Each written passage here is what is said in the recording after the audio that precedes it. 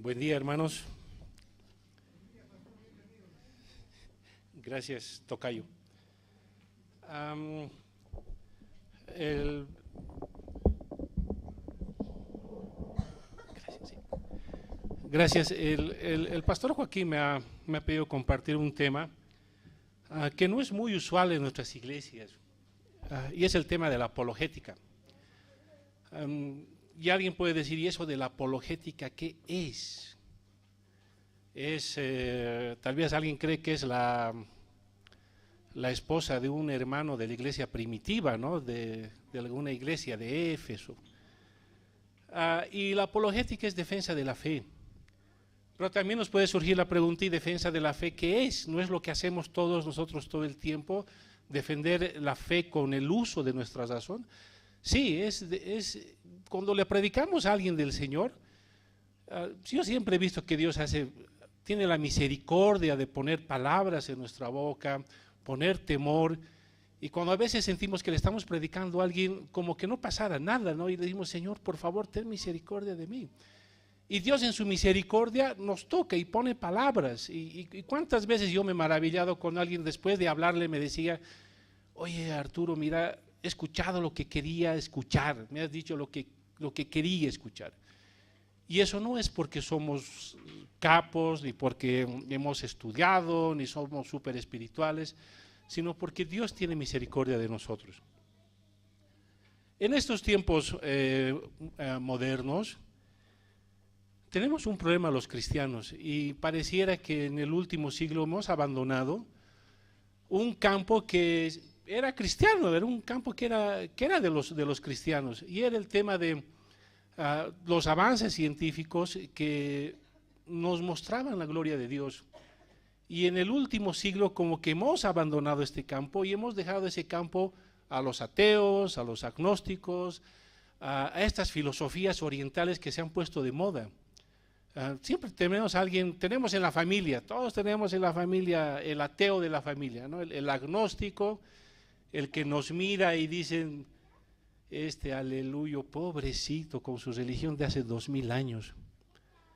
Y tenemos personas duras de corazón que no quieren escuchar el evangelio, y cuando se les presenta el evangelio nos dan estos argumentos que vienen supuestamente desde la ciencia, desde los hombres inteligentes, de las personas que han hecho los últimos avances científicos, que supuestamente refutan la existencia de Dios. ¿Se acuerdan cuál fue la primera frase que utilizó Satanás en el Edén? Cuando se acerca con Eva y se pone a hablar con Eva. ¿Alguien se acuerda?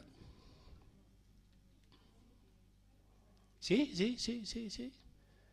Lo que dice Satanás, con que Dios os ha dicho no coman de ningún árbol del huerto, con que Dios les ha dicho.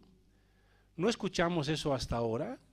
Con que Dios te ha dicho, con que Dios dice, con que la Biblia es la palabra de Dios, con que Dios les ha dicho.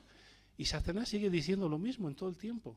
Anda siempre yendo en contra de la palabra de Dios y nos dice, con que Dios te ha dicho, con que Dios te ha dicho. Así que vemos este ataque. Van a ver este problema que toda esta información que llega en nuestro tiempo es diferente a la información que nos llegaba hace 50 años o 100 años, ¿no? Vemos en los jóvenes cómo manejan el internet, cómo manejan el celular, cómo buscan una palabra y encuentran cualquier información en el internet. Y el acceso a la información que tienen las nuevas generaciones no es el acceso a la información que teníamos nosotros, ni nuestros padres. Entonces pareciera que ellos están un paso delante de nosotros con los últimos temas que se van discutiendo. Yo recuerdo una hermana que me decía en mi iglesia, me decía, Arturo, mi hijo me ha preguntado sobre el tema de la creación, me ha preguntado sobre el tema de la evolución y no sabía qué responder. Y a veces los cristianos pareciera que nos hemos encapsulado entre cuatro paredes y hemos dejado este tema para otras personas. Y la apologética es la defensa razonada de la fe. Hay un pasaje en 1 de Pedro 3:15 que dice, Santificad a Dios el Señor en vuestros corazones y estar siempre preparados para presentar defensa con mansedumbre y deferencia ante todo el que os demande razón de la esperanza que hay en vosotros.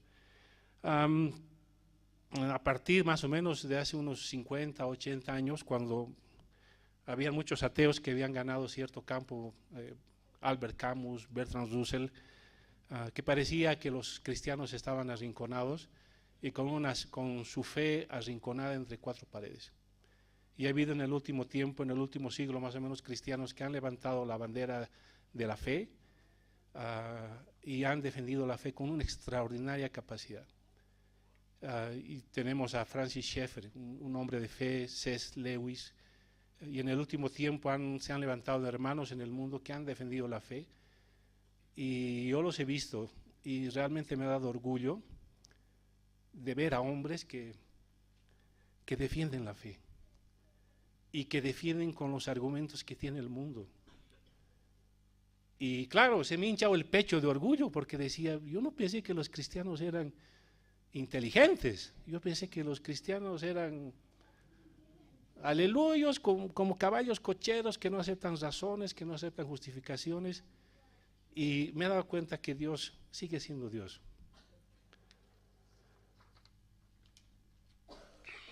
El tema de utilizar las razones en ciertas áreas que a veces pareciera que el Evangelio no toca, nos ayuda mucho a tratar a los hijos, y los que son abuelos a tratar a los nietos. Van a ver que sus hijos y los nietos van a venir con preguntas que a veces es difícil responder. Pero si leemos un poquito, si escarbamos un poco de lo que está pasando en el mundo, nos vamos a asombrar que hay respuestas de Dios. Hay respuestas de Dios. Y hay respuestas de Dios para taparles la boca a la gente. Hay respuestas de Dios para avergonzar a la gente. No para que seamos los genios ni los sabios, no, sino para que el nombre de Jesucristo sea glorificado. Y ese es el fin final. Que la gente conozca a Cristo y que el nombre de Jesucristo sea glorificado. Este pasaje que les leía de Pedro dice, santificad a Dios el Señor en vuestros corazones. Esto es cuando apartamos a Cristo como Señor en nuestros corazones. Miren, hermanos, a veces es triste cuando le damos poco tiempo a Dios en nuestras vidas. ¿Cuánto tiempo de oración le damos a Dios? ¿Cuánto tiempo de estudio bíblico le damos a Dios? ¿Cuánto tiempo utilizamos en nuestro cotidiano vivir para predicarle a la gente de Dios? Algunas veces yo me he encontrado con cristianos que en su vida cotidiana habían sido como agentes secretos. El 007 parecía. Nadie sabía que eran cristianos. Y si nadie sabe que eres cristiano, ¿cómo les vas a predicar? Hay el otro extremo, cuando todo el mundo que sabe que somos cristianos y vienen y nos hinchan y nos jeringan, nos hacen bromas, porque quieren provocarnos y quieren avergonzarnos. Estar siempre preparados para presentar defensa. Necesitamos estar listos y entrenados para una defensa del Evangelio. Y aquí la palabra defensa es una palabra en griego que aparece apologética. O sea, la apologética no les estoy hablando de algo que es doctrina extraña ni que está fuera de la Biblia. La apologética está en la Biblia. Con mansedumbre y deferencia, necesitamos defender el Evangelio con dulzura, con apacibilidad, con humildad y con respeto. Dice, ante todo, lo que demande razón de la esperanza que hay en vosotros. ¿Cuál es esa esperanza que hay en nosotros? ¿Cuál es esa esperanza que el mundo no tiene? La vida eterna. La vida eterna, hermanos. Yo a veces me pongo a pensar la vida eterna, a veces no entiendo. Ver a Dios, ver a Jesús, ver la Jerusalén celestial. Por eso somos extranjeros y peregrinos en esta tierra. Nada tenemos aquí, nada nos vamos a llevar aquí. Y a veces vivimos pensando que vamos a vivir toda la eternidad aquí. No, hermanos, somos extranjeros y peregrinos. Pero a la gente con la que nos encontramos en la calle, en el trabajo, en el barrio, en la familia, a esa gente hay que decirle, ven conmigo, vamos a la Jerusalén celestial, caminemos juntos. Y la fe, yo no creo que la fe sea ciega. A veces decimos, la fe es ciega. No, la fe no es ciega.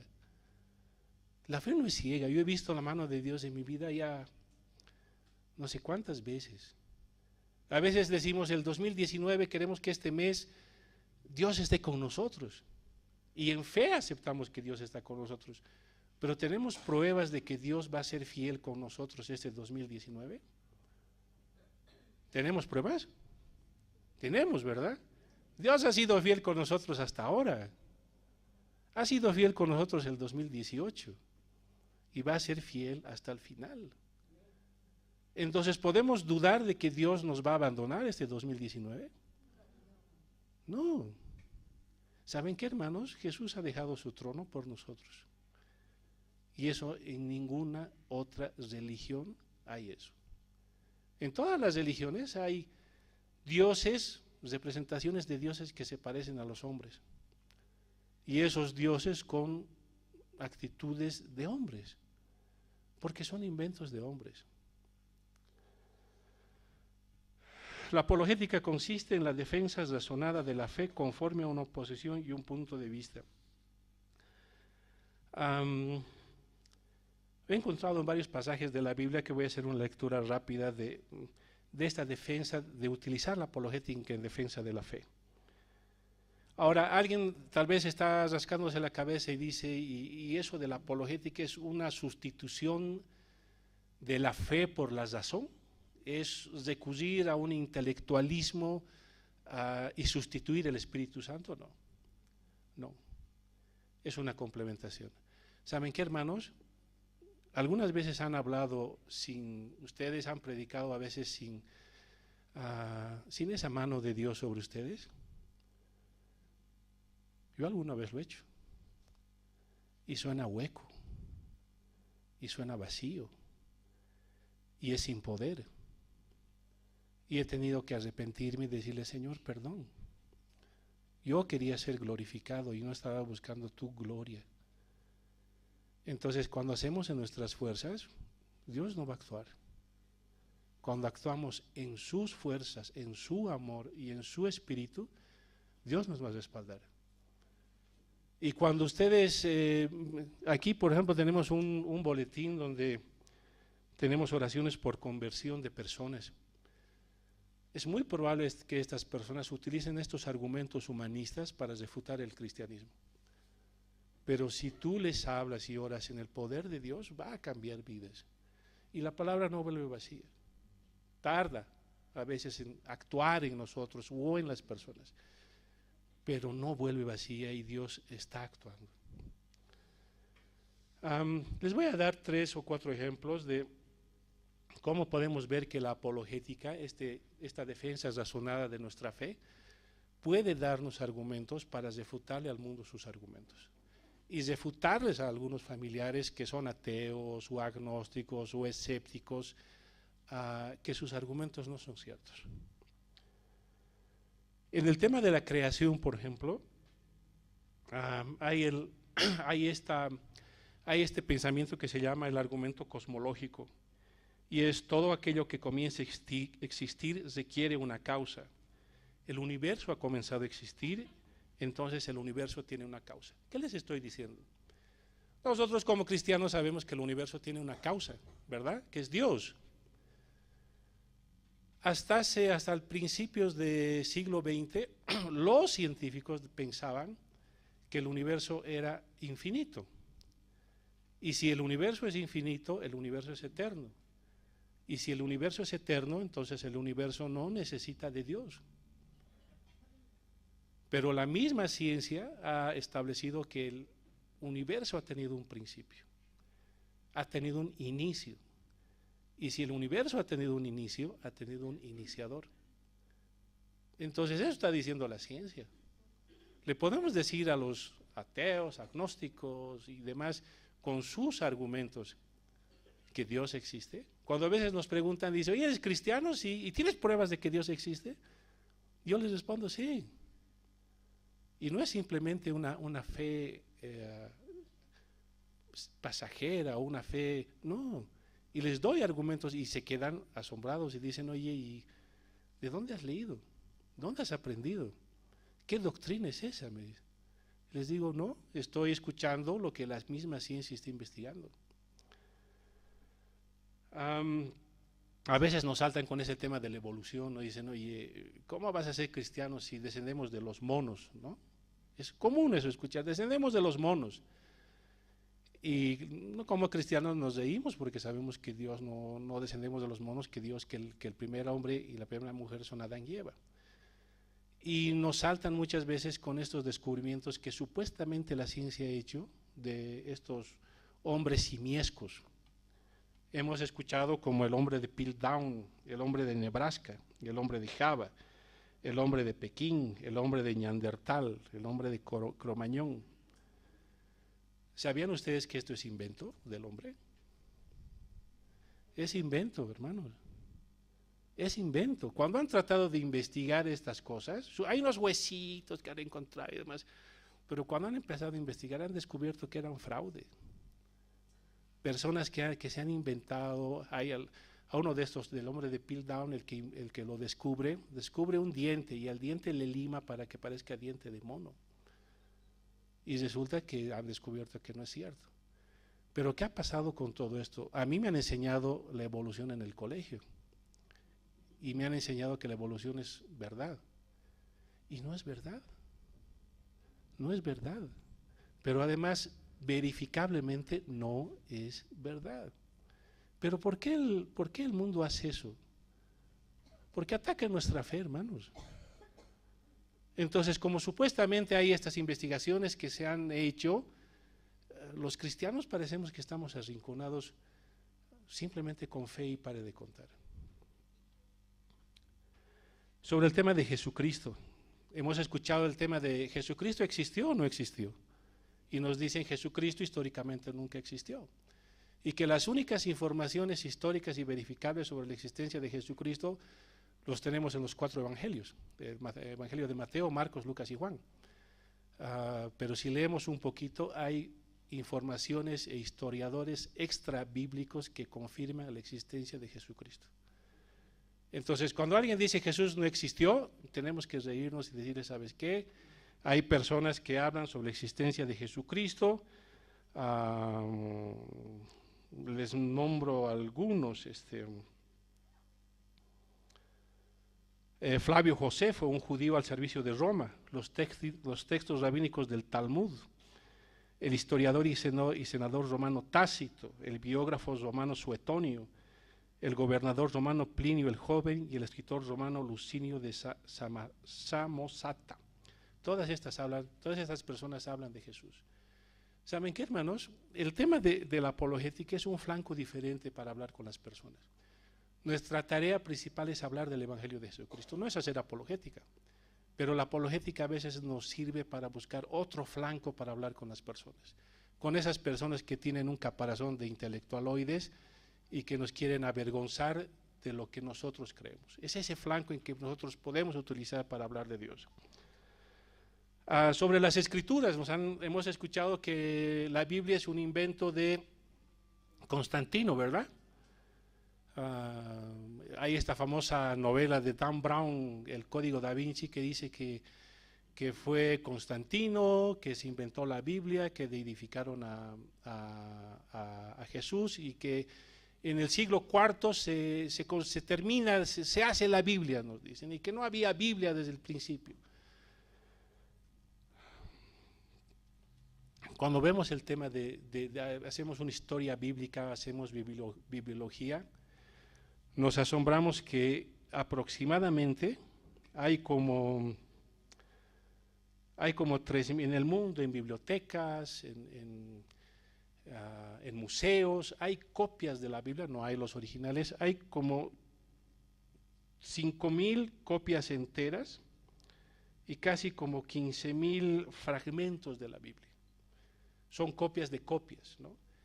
Y han encontrado copias de la Biblia del siglo I y del siglo II. Entonces, qué importante es tener un texto del siglo I y del siglo II. Les voy a comparar con otros casos. Por ejemplo, la historia de Homero, la Ilíada de Homero, es del 900 años antes de Cristo y la copia más antigua data de 400 antes de Cristo. Hay como 500 años de diferencia. Respecto a la Biblia que tenemos, que ahora estudiamos, las copias más antiguas incluso llegan al siglo I y siglo II. Entonces eso nos da la prueba de que la Biblia que tenemos es genuina. ¿Saben qué, hermanos? ¿Por qué los cristianos primitivos estuvieron dispuestos a morir en la cruz? ¿Alguien muere por una mentira? En la historia, ¿la gente muere por engaños? Los discípulos estuvieron dispuestos a morir por Cristo porque lo vieron resucitado. Y si alguien dice, puro fanatismo, estos cristianos siempre han sido fanáticos y demás, hay un decreto del emperador de César Claudio del año 50, y es interesante porque el decreto de este César es que prohibía el robo de cuerpos. Y uno dice, ¿y qué? ¿Se robaban cuerpos todo el tiempo en el año primero, en el siglo primero? No, era la versión que había corrido de que Cristo había resucitado y que habían discípulos y cristianos que con la difusión del nuevo evangelio estaban atacando el imperio romano. Los primeros cristianos han sido acusados de ateos, ¿sabían eso? Porque no juraban por César. César era visto como rey, y cuando la gente juraba por César, que era como Dios también, los cristianos dijeron, no vamos a jurar por Kyrios César, porque para nosotros Kyrios, el Señor, es el Señor Jesús. Y este decreto, la prueba de este decreto está en un museo en Roma.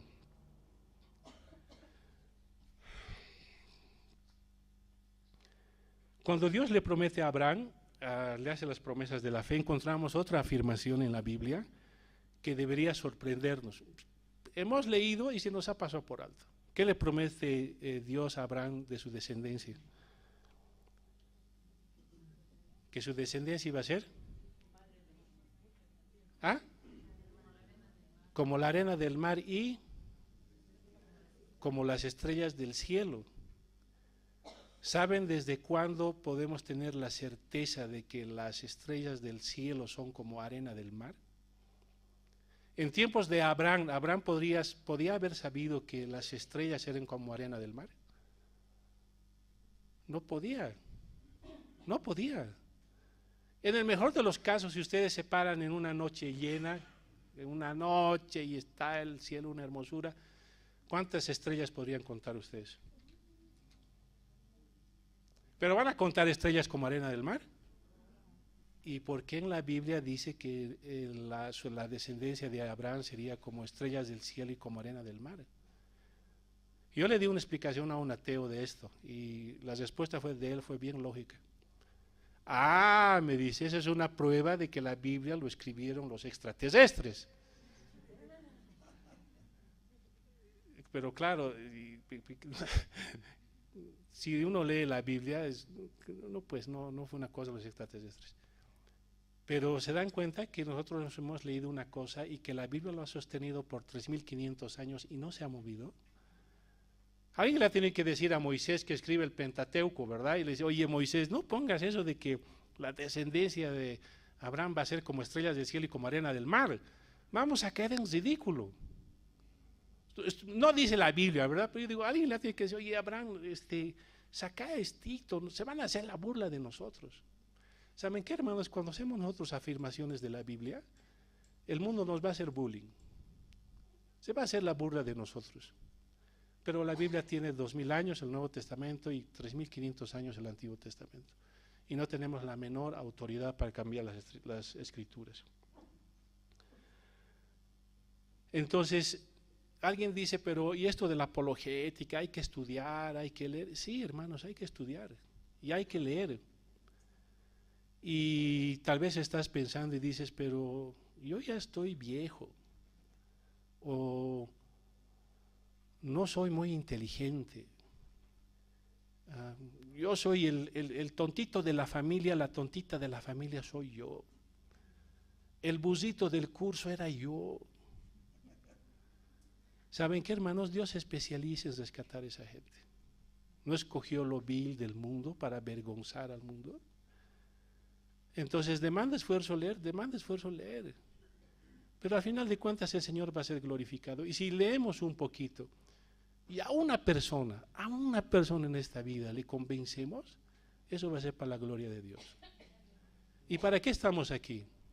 La apologética no es para que uno brille, es para que el evangelio brille. Entonces, algunas personas yo me he chocado y me dicen, oye, y eso de la apologética es mucho sazón, falta de fe, mucho intelectualismo, no es de Dios. La iglesia primitiva hacía apologética. Si vemos un poco de historia patrística, vamos a ver que los hombres de la iglesia tenían que hacer apologética. Tenían que defender el cristianismo frente a los gnósticos, por ejemplo, que muchas veces el pastor Joaquín Barrao nos ha hablado, los gnósticos, ¿no? Esta corriente de la iglesia primitiva que trataba de mostrar a un Cristo que no era Dios, pero que, bueno, había una mezcla de evangelismo y gnosticismo, entonces tuvieron que hacer apologética. Ahora, esa es la primera parte, los voy a decepcionar un poquito. La segunda parte es, no hay apologética si no hay una vida en el Espíritu. No hay. Si eres de Cristo, esté el Espíritu sobre Dios, en ti y sobre ti.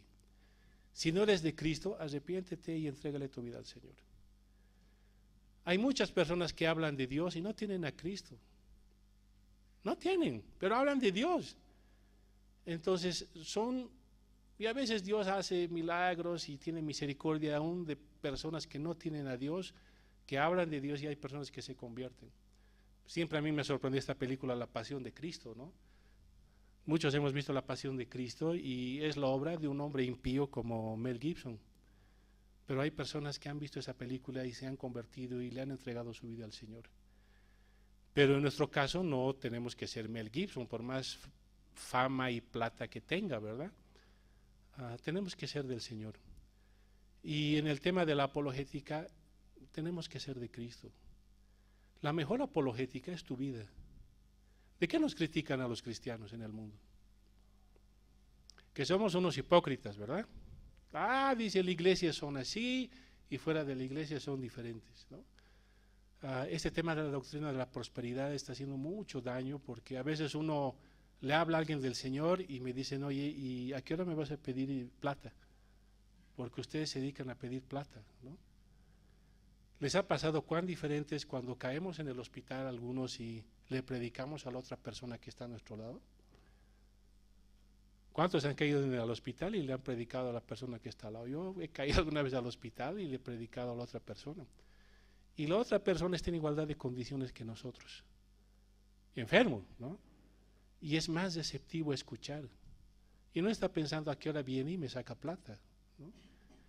Y ¿saben qué, hermanos? Cuando nosotros dejamos de hacer estas cosas que Dios nos ha mandado a hacer, tenemos una vida centrada en el hombre y no tenemos una vida centrada en Dios. Una apologética sin el poder del Espíritu Santo y para la honra y para la gloria de Dios no sirve para nada. Es simplemente una actitud carnal nuestra.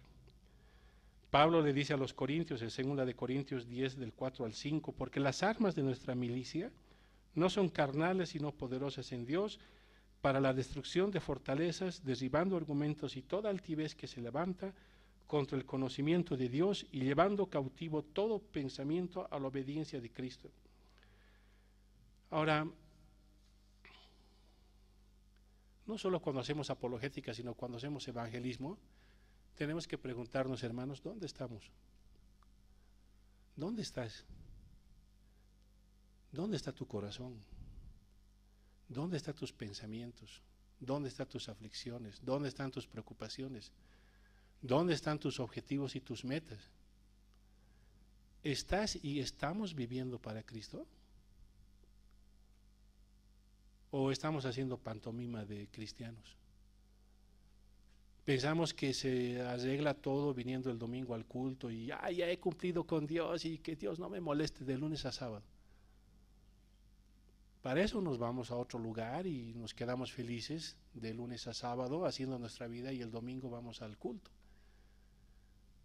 Entonces, hagas apologética, no hagas apologética, tienes que preguntarte cómo está tu vida. ¿Estás sirviendo a Cristo? Todos los cristianos tienen un don, ¿verdad? ¿O no?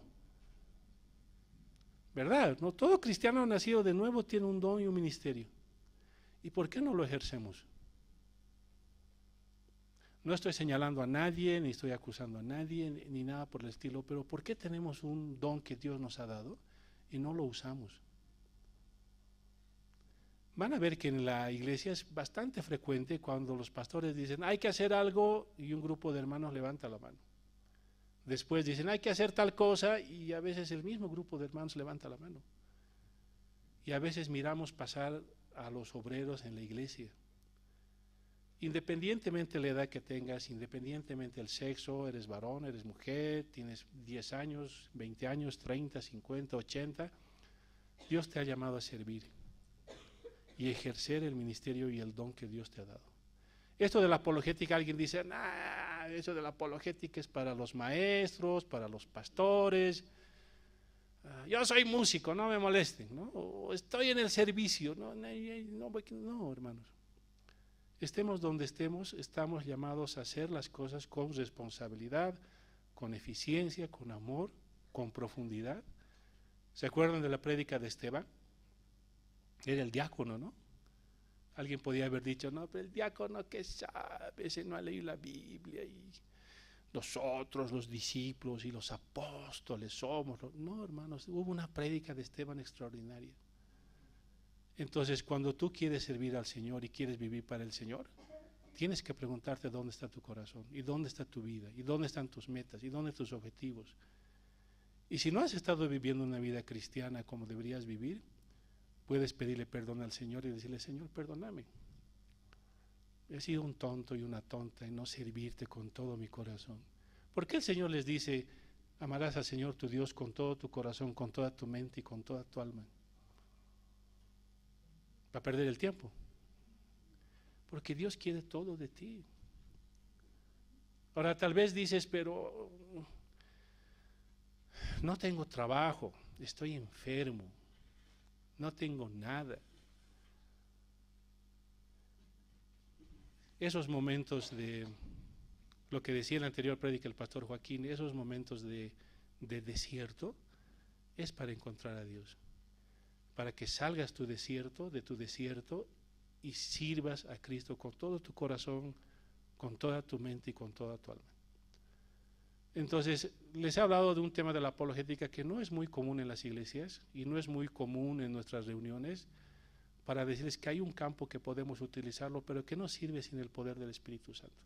Cuando Jesús les dice, ustedes hierran por desconocer la palabra y el poder de Dios, les estaba diciendo, ustedes hierran por desconocer la palabra y el poder de Dios.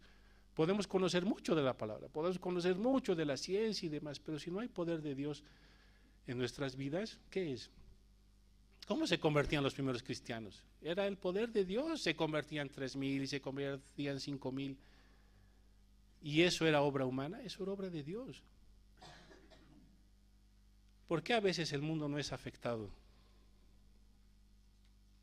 Porque no hay poder en nuestras vidas. Y no les estoy diciendo no estoy hablando de decretar, arrebatar, no, nada por el estilo. Que tu vida de oración sea con poder. Que Dios te escuche en la oración. Que escuches la voz de Dios y que te diga, oye, estás conmigo, abre la boca, predica. Yo voy a estar contigo hasta el fin. Y si cuando predicamos y Dios va a estar con nosotros hasta el fin, ¿qué nos impide hacerlo? ¿Saben qué, hermanos? En la iglesia a veces los obreros son pocos, la mies es muchas. Y no es para que a veces es que nos han repetido, nos repiten, nos siguen repitiendo y nos van a seguir repitiendo y estamos ahí inconmovibles. Les voy a decir algo un poco que les puede molestar, pero lo he dicho más antes en otros lugares. No hay el don de calentar el asiento en la iglesia. No hay, hermanos. En el Congreso les pagan por calentar el asiento, les pagan un sueldo. No estoy hablando mal del Congreso, si alguien tiene amigos parlamentarios y familiares, no es mi propósito ese. Pero necesitamos pararnos de nuestro asiento. Necesitamos pararnos y levantarnos como hombres valientes y mujeres valientes y decir, Dios con nosotros, ¿quién contra nosotros? ¿Están con Dios? Él está con ustedes. Están en aflicción por sus hijos enfermos o familiares enfermos. Dios está con ustedes. La apologética no sirve si no somos de Cristo. Hay muchas personas, y con esto termino, que se han dedicado a hacer mucha apologética en el último tiempo. Uno de ellos es Lee Strobel, y uno ve la historia de este hombre, Lee Strobel, que está en el internet, está en YouTube, puede buscarlo, y este hombre era ateo, pero ateo, pero además no era un ateo de esos ateos ordinarios que es lo único que hacen blasfemar contra Dios, ¿no? Era un ateo con pienso. Y la mujer de este hombre se vuelve cristiana, los dos eran ateos, y la mujer del hombre se vuelve cristiana. Y el hombre se quería cortar las venas, ¿no? Yo inteligente, mi mujer inteligente, ahora mi mujer se vuelve cristiana, qué idiotez más grande. Entonces este hombre se dedica a estudiar y a investigar, él era periodista y abogado. Este hombre se dedica a investigar todo sobre cristianismo porque decía, le voy a refutar con pruebas a mi mujer que Dios no existe, y eso de que Jesús es una historia y que resucitó es una tontería. Este hombre se metió a estudiar tanto de Dios, tanto de Dios, tanto de Dios, que terminó siendo creyente. Y él dijo, las pruebas sobre Cristo, el Jesús histórico, sobre la Biblia, son irrefutables. Y si son irrefutables, Dios existe. Y si Dios existe, hermanos, estamos en serios problemas. Porque ¿cuántos talentos Dios nos ha dado? 1, 2, 5, 10, 20. Primero va a juzgar al mundo, al que no cree, pero también a nosotros, si no hacemos lo que Dios nos ha mandado. Yo no sé cuántos talentos Dios me ha dado.